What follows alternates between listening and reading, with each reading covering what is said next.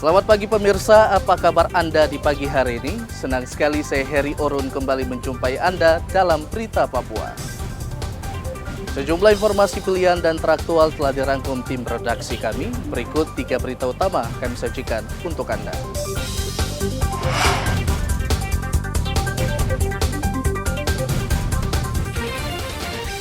Pencarian seorang anak buah kapal nelayan yang tenggelam di Mimika dihentikan.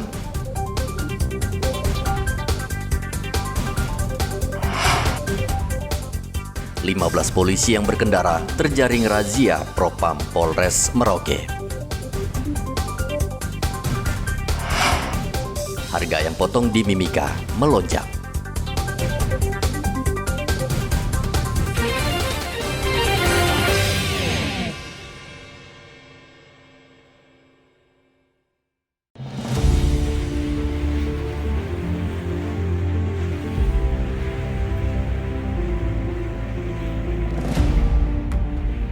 Pencarian Muhammad Royani, anak buah kapal penangkap ikan Papua Jaya di perairan Mimika akhirnya dihentikan. Tim SAR sudah mencari selama 4 hari, namun korban tidak ditemukan. Kepala Operasi SAR Mimika Charles Batlayeri mengatakan penghentian pencarian atas kesepakatan keluarga dan pengusaha kapal. Untuk operasi SAR hari ini hari keempat masih nihil untuk operasi SAR, dan untuk area yang tercover hari ini di mana terakhir kali posisi korban dinyatakan hilang atau kemungkinan terjatuh dari kapal yang ditumpangi oleh korban. Untuk pencarian dari hari pertama sampai hari ini sudah dilaksanakan sesuai dengan SAR map prediction yang diperkirakan di mana kira-kira korban tersebut bisa ditemukan dengan menggunakan data angin, arus, dan cuaca yang lain. Sampai hari ini hasil pencarian masih nihil, dan setelah mengevaluasi hasil pencarian dari hari pertama sampai hari keempat dengan agen kapal, maka hari ini kami putuskan untuk operasi SAR ditutup. Alasan ditutup adalah karena operasi SAR sudah tidak efektif dan tidak ada tanda-tanda korban ditemukan. Namun jika ada tanda-tanda korban ditemukan, maka operasi SAR akan dibuka kembali. Charles menambahkan jika kemudian hari korban ditemukan, maka tim SAR akan membantu dalam mengevakuasi korban. Royani hilang di perairan Mimika pada 24 April lalu. Ia terjatuh saat buang air besar di kapal. Igobat Momolin melaporkan dari Mimika, Papua Tengah.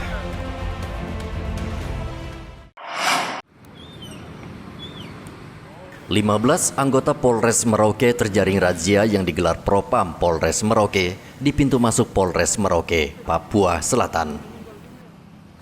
Para anggota yang masuk ke Mapolres Merauke tidak bisa menghindar. Mereka langsung dicegat dan petugas langsung memeriksa kelengkapan kendaraan yang mereka gunakan. Ternyata banyak anggota polisi yang tidak memiliki kelengkapan kendaraan, termasuk tidak memiliki SIM, kendaraan tidak dilengkapi kaca spion, nomor polisi, dan lain sebagainya. Sweeping kendaraan R4 dan R2, dan dari pelaksanaan hasil tersebut kami telah menjaring ada beberapa kurang lebih 12 roda 2 yang dilihat pelanggaran kasat matanya saja, yaitu tentang plat nomor, kemudian spion, knalpot racing, dan kami sudah memberikan teguran berat. Dan kemarin juga yang terjaring 12 motor itu sudah diganti semua, kaca spion dipasang, plat nomor dipasang, kemudian racing dibuka, dan ini adalah teguran terakhir. Kemudian di kemudian hari apabila ditemukan lagi, maka kami akan proses lanjut, yaitu tilang, kerjasama dengan lalu lintas untuk ditilang. Karena apa? Ini kita tunjukkan kepada masyarakat bahwa polisi juga bisa ditilang, bukan hanya masyarakat. Dan kami harus lebih menekankan kepada anggota sehingga masyarakat luar melihat bahwa anggota juga tertib dan diberikan tindakan. Razia yang dilakukan Propam ini merupakan komitmen Polri untuk mendisiplinkan anggota dan memberikan contoh sebelum melakukan razia terhadap masyarakat. Muhammad Ridwan melaporkan dari Merauke, Papua Selatan.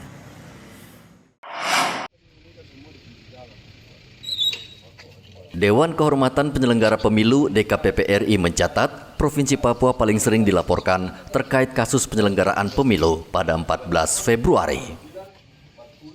Anggota DKPP RI Ratna Dewi mengatakan hingga saat ini masih ada 1 kasus penyelenggaraan pemilu dalam tahapan proses persidangan dan 6 lainnya masih dalam antrean.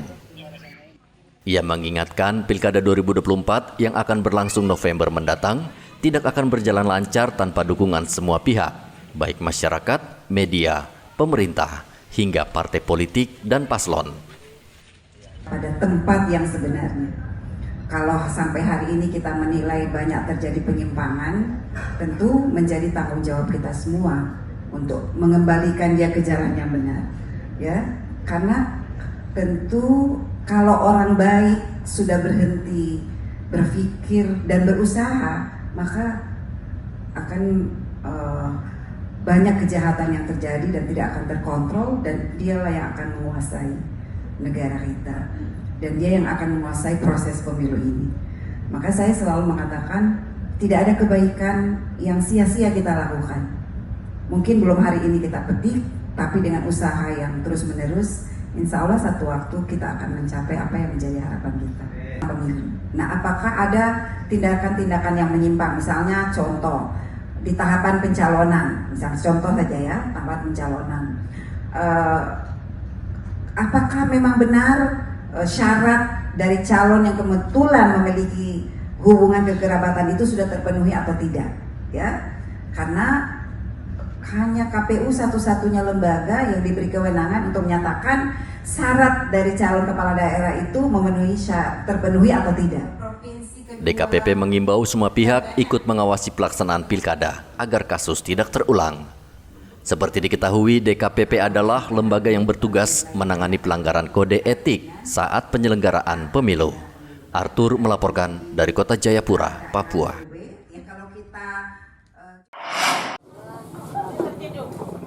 Selama 1 bulan terakhir, harga kedelai di Merauke, Papua Selatan sudah 2 kali naik.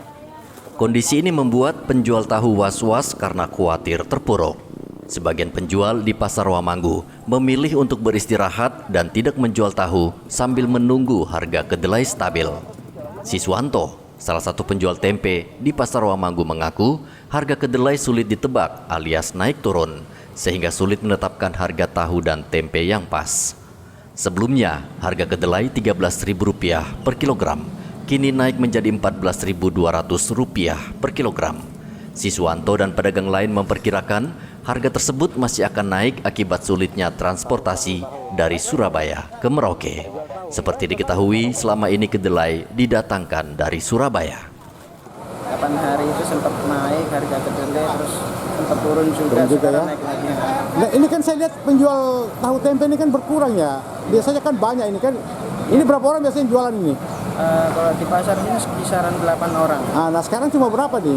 Sekarang ini sementara masih belum tahu, kayaknya ada yang masih libur kayaknya di bagian depan. Gitu. Nah, ini kira-kira apa? Belum jualnya kenapa ini? Memang karena stok kedelainya tidak ada atau gimana? Ya bisa jadi. Itu ya. Karena kedelainya kosong, jadi banyak yang libur. Untuk stok kedelai di agen ini seperti apa? Ini stoknya lagi berkurang nih. Sudah berapa lama kurangnya kosong itu? Sebulanan ini. Nah, jadi penjualan Anda gimana nih? Otomatis produksinya berkurang. Berkurang juga ya. Tapi keuntungan gimana? Keuntungannya menipis juga ya? Menipis. Nah, kira-kira ini kan ada rencana kenaikan kedelai. Sekarang kira-kira untuk Anda ukuran tahunya, tempenya nantinya seperti apa? Akan dikurangi seperti apa gitu? Belum ada ini dari teman-teman, belum ada rencana. Belum ada rencana karena pada hari biasa, Pasar Wamanggu tidak sulit mencari penjual tahu dan tempe, namun saat ini hanya ada 3 penjual tahu yang bertahan. Mereka pun belum tentu akan terus berjualan jika harga kedelai tidak menentu. Muhammad Ridwan melaporkan dari Merauke, Papua Selatan.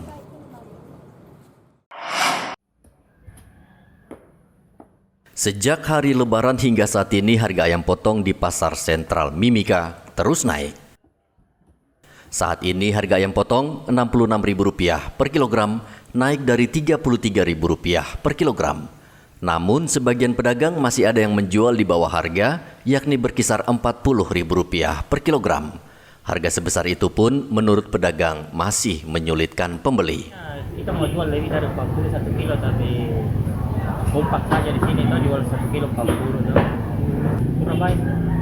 Rata-rata Surabaya semua kalau ayam betul. Tapi ini memang harganya naik itu sudah dari lebaran kan? Sebelum lebaran sudah naik. Belum. Iya, sudah berapa bulan? Sudah 2 bulan. Sebenarnya 66 per kilo, tapi kamu tetap paksakan jual 40. Iya, 40. Kita jual saja 40. Modalnya 36 per kilo modalnya. Dari agen toh. 36 per kilo. Kita jual 21 kilo. Tapi ya masih pagi-pagi begini. Sementara itu, Dinas Ketahanan Pangan Kabupaten Mimika mencatat adanya beberapa komoditas selain ayam yang memicu kenaikan inflasi, antara lain bawang merah, bawang putih, cabai, kangkung, tomat, dan beras. Pemkab Mimika mengambil langkah untuk menekan inflasi agar harga-harga terkendali dan tidak memberatkan masyarakat. Karena memang kita di daerah sini juga belum ada, petani masih belum bisa tanam itu. Bawang merah, bawang putih, cabai ini ada di sini, cuma petani tanamnya tidak banyak. Panennya ada terbatas. Tapi kalau untuk bawang merah, bawang putih itu memang kami tidak ada sama sekali di kabupaten, sehingga kita selalu kerjasama dengan distributor itu. Nah, terus kangkung ini kan kita anggap ini, tapi kita di sini itu satu komoditi yang bikin inflasi naik ini, termasuk kangkung. Nah, memang kita di kangkung, di Mimika ini ada kangkung, tapi kangkung cabut ya. Tugas untuk melihat itu 5 komoditi tadi itu.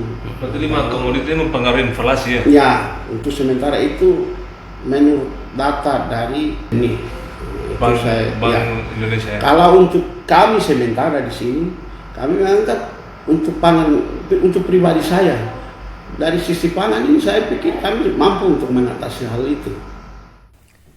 Dinas Ketahanan Pangan juga mengimbau warga menanam beberapa tanaman agar dapat membantu menekan naiknya inflasi daerah seperti sayur kangkung. Oleh karena itu, Julius berharap petani di Mimika lebih giat menanam berbagai jenis sayur agar laju inflasi bisa ditekan. Igobat Momolin melaporkan dari Mimika, Papua Tengah.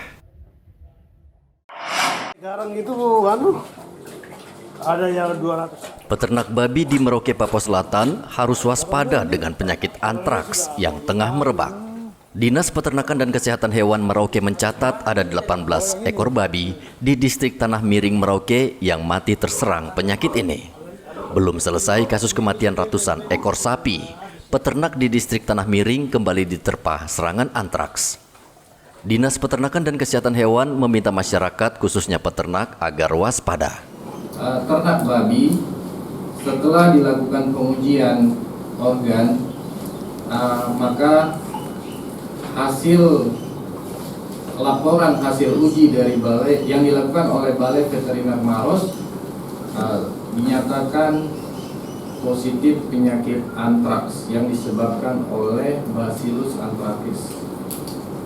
Nah, selanjutnya sampel ini akan terus dilakukan pengujian lagi di Wates untuk melakukan pengujian lanjutan. Bahwa penyakit antraks ini penyakit yang disebabkan oleh bakteri, dan dia memang penyakit zoonosis yang dapat menular dari hewan ke manusia. Namun penyakit ini pun apabila kita deteksi lebih awal, kita dapat atasi dengan pengobatan pemberian antibiotik. Sejauh ini, Dinas Peternakan dan Kesehatan Hewan Merauke memberikan vitamin kepada babi yang masih sehat dan mengobati jika ada yang jatuh sakit, termasuk memberikan vaksinasi. Nah, selama ini belum ada keluhannya itu Pak, babi kita artinya masih sehat begitu? Sehat Pak. Masih sehat Pak ya? Belum ada. Tapi sudah ada himbauan dari pihak peternakan Pak, dari kantor peternakan, Dinas Peternakan? Belum ada datang. Belum ada datang juga ya? Tapi sudah pernah dipanggil Pak untuk untuk menjaga? Kalau kita panggil dia datang, tapi sudah lama ini tidak dipanggil. Oh, jadi belum pernah ada kunjungan ya? Ya. Hasil penelitian Laboratorium Maros, Sulawesi Selatan dipastikan kematian 18 ekor babi di distrik Tanah Miring, Merauke, Papua Selatan akibat serangan antraks. Antraks disebabkan bakteri dan menyerang hewan sapi, babi, atau hewan yang berdarah panas. Penyakit ini bisa menular dari hewan ke manusia, namun tidak antara manusia ke manusia. Babi. Perlu kami sampaikan, per tanggal 20 April 2024, sementara untuk kematian babi dengan jumlah sekitar 18 ekor yang berada di sekitar TPU Tanah Miring, Semangga. Terkait dengan hal ini tentunya telah terbentuk tim investigasi yang tentunya tim investigasi ini bertujuan untuk melaksanakan tugas-tugas. Dinas Peternakan Merauke sudah membentuk tim Satgas untuk menangani kasus ini, termasuk kematian ratusan ekor sapi baru-baru ini akibat parasit yang ditularkan gigitan nyamuk. Dinas Peternakan akan mengawasi lalu lintas ternak di pintu masuk wilayah Merauke, seperti bandara dan pelabuhan, agar penyakit antraks ini tidak menyebar keluar Merauke. Muhammad Ridwan melaporkan dari Merauke, Papua Selatan.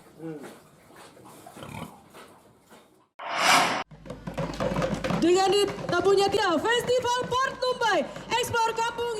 Untuk menarik wisatawan di Kota Jayapura, Papua, pemerintah Kota Jayapura melalui Dinas Pariwisata Kota Jayapura menggelar Festival Port Numbai di Kampung Yoka. Festival itu untuk mengangkat dan mengembangkan potensi Kampung Yoka yang selama ini tidak dilirik sebagai ikon pariwisata dan ekonomi. Dalam festival itu juga menampilkan berbagai tradisi budaya, adat, kesenian, dan cerita rakyat. Wisatawan juga bisa makan ikan gratis yang diambil langsung dari Danau Sentani. Pemerintah kota menyiapkan ribuan ekor ikan. Diharapkan dari kegiatan tersebut berdampak langsung ke masyarakat setempat sehingga bermanfaat bagi kesejahteraan. Saya mohon anak-anak muda lewat tarian ini kita jaga Kota Jayapura ini untuk ke depan. Lewat tarian dua kampung ini memunculkan identitas bahwa dua kampung ini ada di Kota Jayapura. Bagaimana kita gairahkan begitu dia hidup dan bagaimana menggerakkan pemuda dan pemudi yang ada di kampung, masyarakat kampung, pemerintahan kampung untuk mengeksplor spot-spot wisata yang ada di situ. Dan orang-orang hadir dari semua dari kota hadir ke sini supaya kita jangan cuma festival di tengah kota, tapi juga kita bikin di kampung. Orang dari luar datang, menikmati keindahan kampung, makan makanan yang ada di kampung situ, dan pulang bawa oleh-oleh dari kampung ke rumahnya dan ke mana saja. Gitu. Dan harapan kita dari pemerintah Kota Jayapura melalui dinas, setelah selesai kita melaksanakan festival ini dia akan menjadi agenda rutin di setiap kampung dan dibiayai melalui dana kampung. Karena ini tujuannya adalah untuk pemberdayaan ekonomi kampung, begitu melalui pariwisata, begitu melalui kegiatan-kegiatan event yang dilaksanakan di kampung. Festival Port Numbai digelar selama 2 hari dan akan dilakukan secara rutin setiap tahun. Hendra melaporkan dari Kota Jayapura, Papua. Barisan selanjutnya adalah Saat ini Pekan Olahraga Pelajar SMA dan SMK seprovinsi Papua Selatan sedang berlangsung di Merauke. Banyak pihak berharap Pemkab Merauke bisa memanfaatkan Pekan Olahraga ini untuk menggali potensi olahraga di Merauke dan mencari atlet berbakat agar bisa dibina untuk mengharumkan nama Provinsi Merauke di kancah nasional. Gubernur Papua Selatan Apollo Savanpo mengatakan Papua Selatan adalah gudang para atlet dan asal atlet nasional. Ia menyebut banyak atlet besar dari daerah Merauke seperti atletik, tinju, dan sepak bola yang merupakan unggulan. Gubernur berjanji melalui kegiatan Pekan Olahraga ini, pemerintah daerah akan mendapat bibit atlet berbakat yang bisa dibina untuk menjadi atlet profesional. Pekan Olahraga pelajar SMA SMK Papua Selatan yang akan kita seleksi, dan para atlet yang berprestasi di sini akan kita berikan kesempatan untuk mewakili kita di kegiatan Pekan Olahraga Pelajar Nasional di Provinsi Nusa Tenggara Timur tahun 2025. Sebelum itu nanti di bulan September ada Popnas di Ternate, Maluku Utara. Oleh karena kita harapkan dengan pekan olahraga pelajar SMA SMK Papua Selatan ini dapat menghasilkan bibit-bibit unggul, prestasi yang baik, yang selanjutnya bisa kita bina untuk prestasi di tingkat nasional maupun di tingkat internasional, baik di kawasan regional ASEAN maupun di tingkat Asia. Ajang Pekan Olahraga Pelajar SMA dan SMK di Merauke, Papua Selatan adalah bentuk perhatian pemerintah Papua Selatan untuk mengembangkan bidang olahraga di Merauke serta mempertahankan citra provinsi sebagai gudang atlet berbakat. Muhammad Ridwan melaporkan dari Merauke, Papua Selatan. Pemirsa, informasi tadi mengakhiri jumpa kita dalam Berita Papua hari ini. Saya Heri Orun, mewakili seluruh kerabat kerja yang bertugas, mengucapkan terima kasih untuk kebersamaan Anda. Selamat pagi, selamat beraktivitas, dan Wanyambe.